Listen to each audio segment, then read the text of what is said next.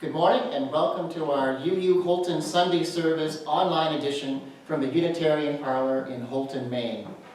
We thank you for joining us on this fine October day, for showing up, and for helping us hold the space, sacred space for community and mutual support. Today, we are taking a look at what it takes to get through difficult times, to get the job done, whatever that may be, and still maintain a semblance of holding it together when everything appears in danger of falling apart around us.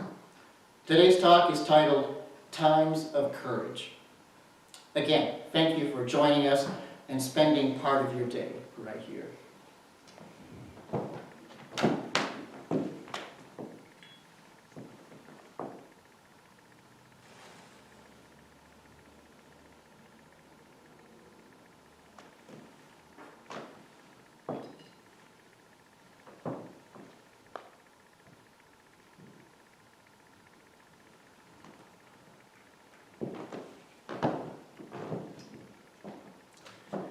We light this chalice as a beacon of hope, sign of our quest for truth and meaning, in celebration of a life that we share together.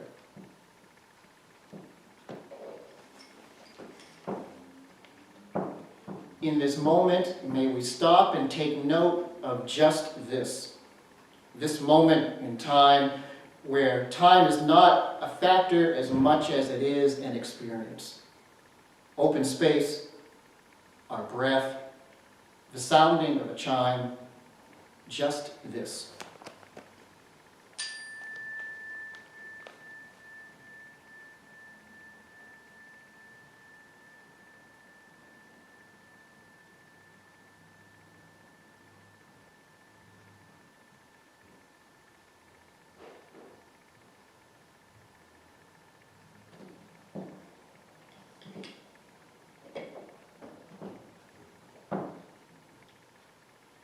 Sometimes in life, nothing goes as planned. It's messy, unorganized, scary, and chaotic. Life is described as a journey, and we are somewhere along the path, a great adventure that develops solid life qualities as we progress. Opening words this morning come from Lemony Snicket. At times, the world may seem an unfriendly and sinister place, but believe that there is much more good in it than bad. All you have to do is look hard enough, and what might seem to be a series of unfortunate events may, in fact, be the first steps of a journey. So let us go ahead and light candles of joy and concern for those things going on in our life and in the world as we continue this journey.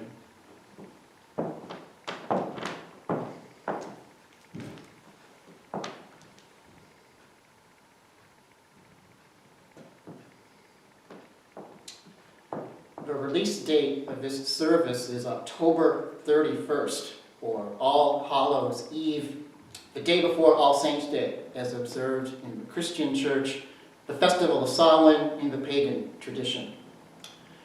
So we light this first candle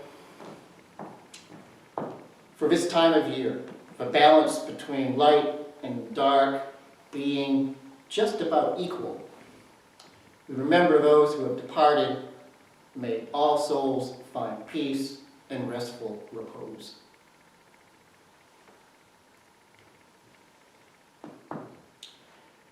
It's also getting colder and darker this time of year, especially here in northern New England. So we light this candle for those who are without heat, for the homeless, for those who are on the street. May they find food, shelter, and basic care as fall moves towards winter.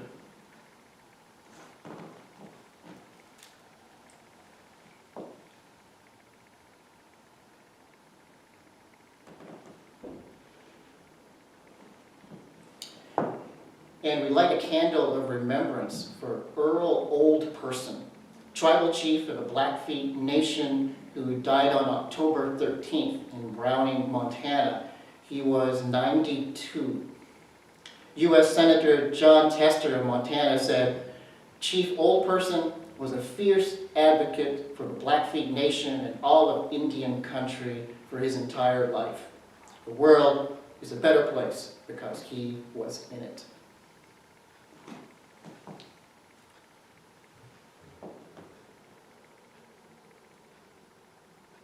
And we light this silent candle today for those prayers and concerns that are on our heart today. This bowl of sand and candles holds our pain, our hopes, and our joys. We'll take just a moment of silence, and I'll say a prayer in a few minutes.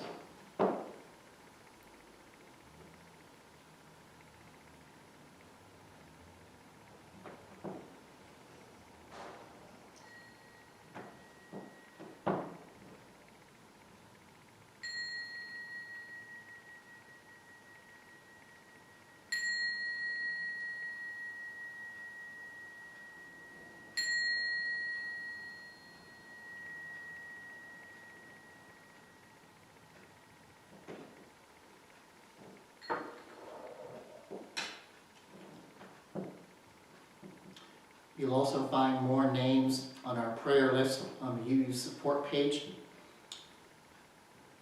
The joy or the sorrow of one is shared by all. May our hearts be as one on this day. Let us carry each thought or concern expressed in our heart, and may the light of our love and compassion transform suffering into non-suffering and ease the difficulties of life. We radiate love and the light that we are. Blessed are we all on this day. Amen, and blessed be.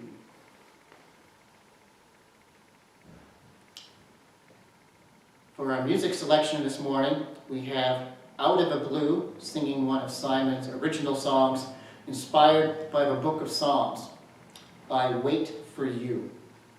Simon Pritchett on guitar and vocals, Mark Pritchett on bass, and Rita Pritchett on the drum kit. I Wait for You.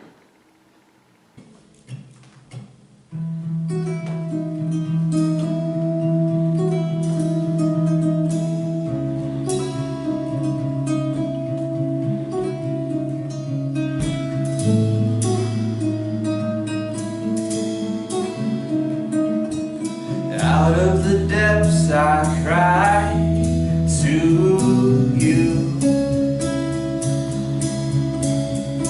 Lord, don't you hear me?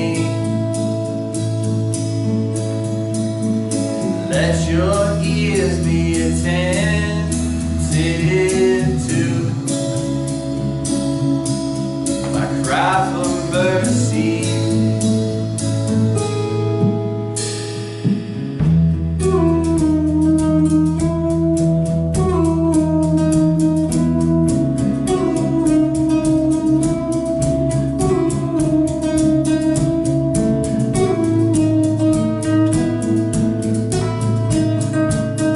So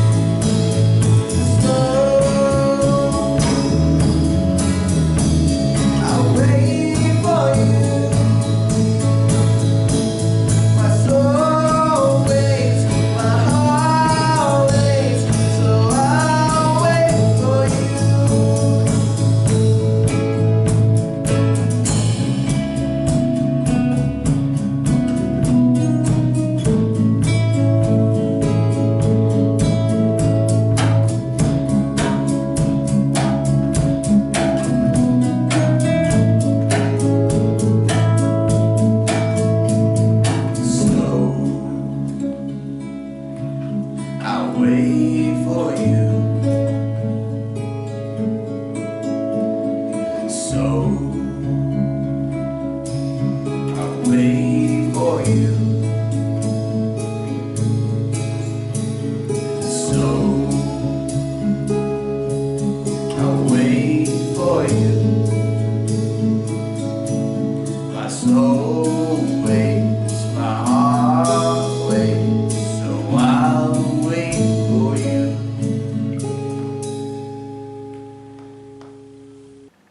When I was a teenager in junior high, I had a 12-inch black and white TV set in my bedroom with rabbit ears, if you remember what those were. And I would love to watch late-night TV in my bed. The two Canadian channels featured sci-fi and scary movies on weekends, and I remember how I would lay in bed and push myself as hard as I could against the wall. I was so scared, so nothing could possibly sneak up behind me. Some nights, I was so scared I wouldn't even get out of bed to turn off the TV set. I would just wait until I got up in the morning to turn it off. I also went through a phase where I was convinced there might be someone or something hiding behind my door when I entered my bedroom. So, to fend off fear or prevent my impending doom, I would leap into my room and assume a karate or martial art position, just in case. If there had actually been an armed villain or monster, I don't think I would have stood a chance, but at least my best efforts would have been noteworthy. Looking back on it now, these were some of the times that I felt the most scared in my life. It may not sound like much, and yes, I've been fortunate in my mundane existence to avoid personal trauma and far-reaching catastrophe. But fear is a real and ever-present danger that lurks not far away from any of us and in any potential dark circumstance that might lie ahead. Today's topic is titled Times of Courage and tackles the current climate of living in a period of unsettled details and intimidating challenges. What is going to happen next? What is going to be our response to unsolicited danger, unprecedented circumstances, and anxious times of peril? Novelist Anais Nin once said, "Life shrinks or expands in proportion to one's courage." And poet Maya Angelou added, "Courage is the most important of all the virtues because without courage, you can't practice any other virtue consistently." In the spiritual community that religious philosopher G.I. Gurdjieff led in France in the early 20th century, an old man lived there who was the personification of difficulty. Irritable, messy, fighting with everyone, and unwilling to clean up or help at all. No one got along with him. Finally, after many frustrating months of trying to stay with the group, the old man left for Paris. Gurdjieff followed him and tried to convince him to return, but it had just been too hard and the man said no. At last, Gurdjieff offered the man a very big monthly stipend if he would return. How could he refuse? When he returned, everyone was aghast, and on hearing that he was being paid, while they were being charged a lot just to be there, the community was up in arms. Gurdjieff called them together, and after hearing their complaints, laughed and explained, "This man is like yeast for bread," he said. "Without him here, you would never really learn about anger, irritability, patience, and compassion. That is why you pay me and why I hire him." I don't think courage arises on its own initiative. If we don't have to be courageous, then we aren't. Courage arrives when circumstances demand it. Fear comes first, which I think we can all relate to. And then comes the vertex of either courage or avoidance. Courage doesn't mean you aren't afraid in the first place. Mark Twain says, courage is resistance to fear, mastery of fear, not the absence of fear. Like Gurdjieff's teaching, we oftentimes need the challenge of perilous circumstances to see if the heroic arises. In Joseph Campbell's hero's journey, one of the predictable and key parts of the journey is the hero trying to avoid the adventure in the first place, if there is any way possible. This is known as the hero rejects the call. The hero doesn't feel that he or she has the ability to rise to the challenge, doesn't want to, or is afraid to do so. One of the recurring lines in the great Star Wars saga by George Lucas is, "I sense great fear in you." In the latest trilogy, Star Wars 7, The Force Awakens, the young heroine, Rey, finds Luke Skywalker's lightsaber, and her wise spiritual guide, Maz Kanata, tells her to take it and to go find Luke. In true Joseph Campbell fashion, she refuses the call and says, "I'm never taking that thing again. I want no part of it." She literally runs out of the fortress and into the woods trying to get away from it all. As she is fleeing, Kylo Ren and the First Order show up, and suddenly she stops, turns around, and runs back to her friends who are in trouble. Her great adventure begins, and she never turns back again. Each generation is typically defined by one historic event that is a definitive marker of the times. Pearl Harbor, the assassination of JFK, 9/11, and now the coronavirus pandemic. Events such as these require not just individual responses, but the collective response of many, of an entire country, or in this case, a global effort to contain the virus.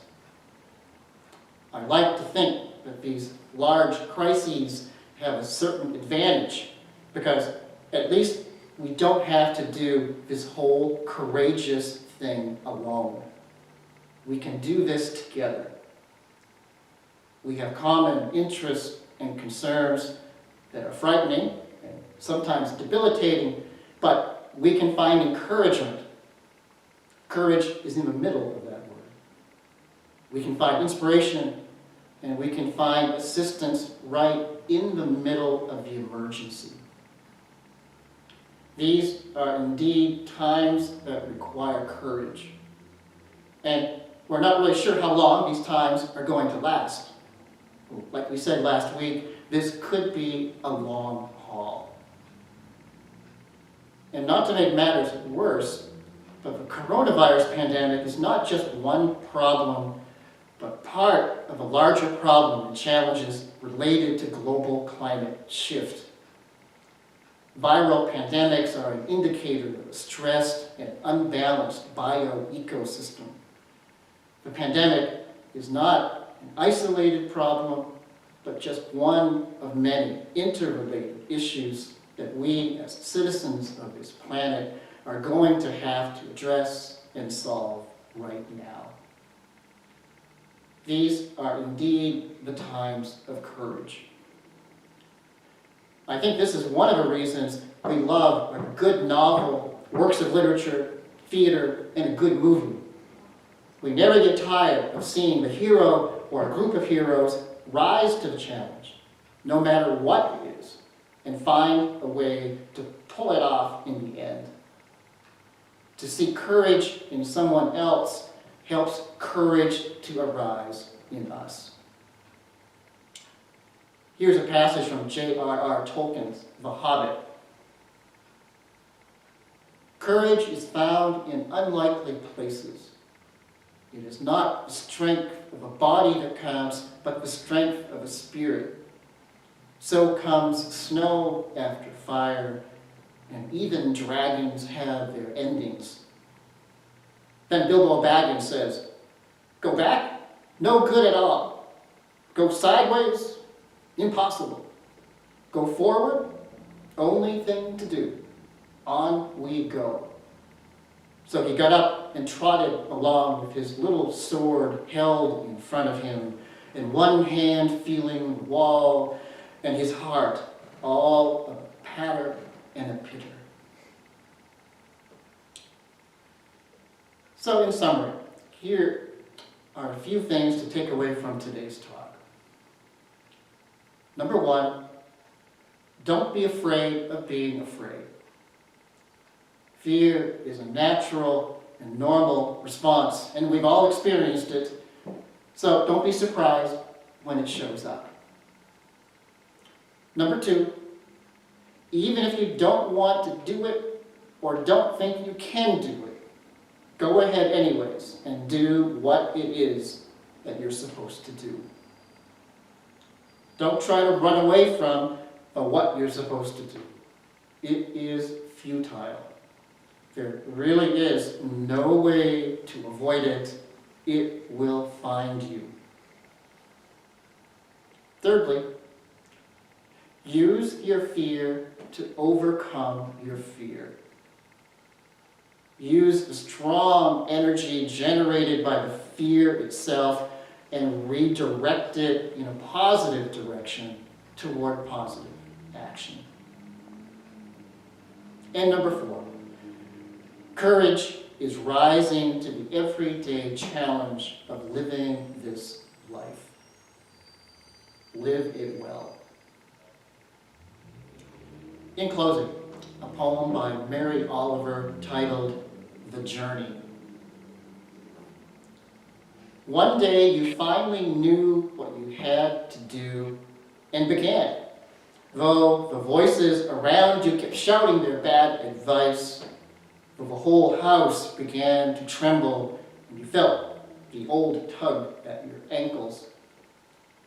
Mend my life, each voice cried. But you didn't stop. You knew what you had to do, though the wind pried with its stiff fingers at the very foundations, though their melancholy was terrible. It was already late enough, and a wild night, and the road full of fallen branches and stones. But little by little, as you left their voices behind, the stars began to burn through the sheets of clouds, and there was a new voice which you slowly recognized as your own, that kept you company as you strode deeper and deeper into the world, determined to do the only thing you could do, determined to save the only life that you could save. I wish you well along your journey. My best to you on this morning.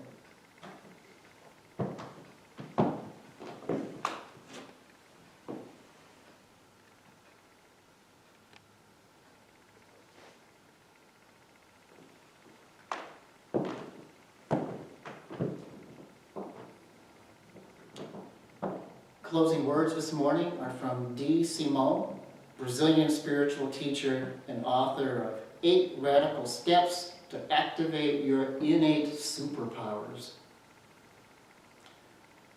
As we extinguish the chalice, may light always surround you, hope kindle and rebound you. May your hurts turn to healing, your heart embrace feeling. May wounds become wisdom, every kindness a prism. May laughter infect you, your passion resurrect you. May goodness inspire your deepest desires.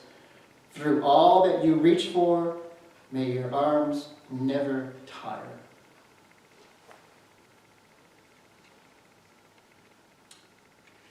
Thank you all for joining us for today's UU Holton Sunday service. Like and subscribe on our YouTube channel. Practice kindness, keep your attitude positive, and look out for those having a difficult time. I want to thank our cameraman, Christoph Leipert, for filming today's service, and Ben Carmichael down in New Orleans for handling our production with Board Barista Productions. Have a good rest of your day, everyone, and we will see you next time.